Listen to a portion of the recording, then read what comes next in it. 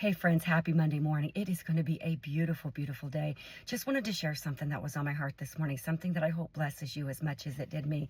Had a very timely Bible study this morning. I was in Psalm 22 and also in Matthew 8, and I love the way that these complemented each other this morning. You know, today's a very rainy day, and a lot of people have a hard time going to work on Monday anyway, but the dreary days sometimes make us wonder, is God listening to me? Does God care? And this is where David was at in Psalm 22. And let me tell you what, if you're a believer, and if you have not gone through a season of this, it's just a matter of time. Anybody that's been walking with the Lord for a long time will tell you that they've had their seasons or their days or their moments when they wonder, Lord, are you listening to me? Do you even care what I'm going through? And let me remind you, he does. But this is where David was at.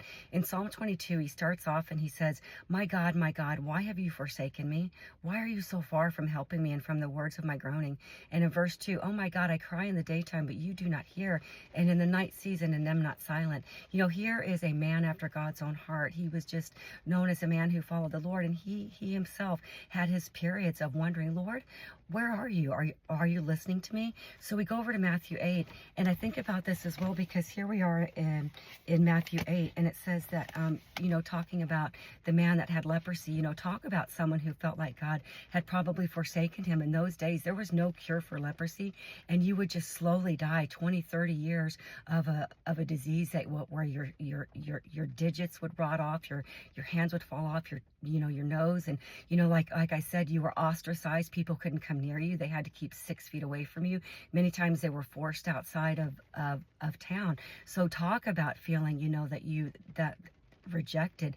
But here is the here's what the leper does with it, right here in chapter 8 and verse 1. When he had come down from the mountain, great multitudes followed him, and behold, a leper came and worshipped him, saying, Lord, if you are willing, you can make me clean.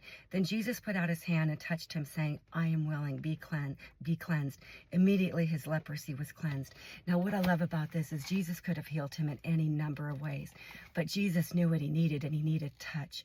And because of that, the leper was cleansed. And you go back into Psalm 22, and David, in order to come out of his depression and his despair, talks about how he remembered the ways of God. He remembered who God was, and he was able to remember that God is the same yesterday, today, and forever.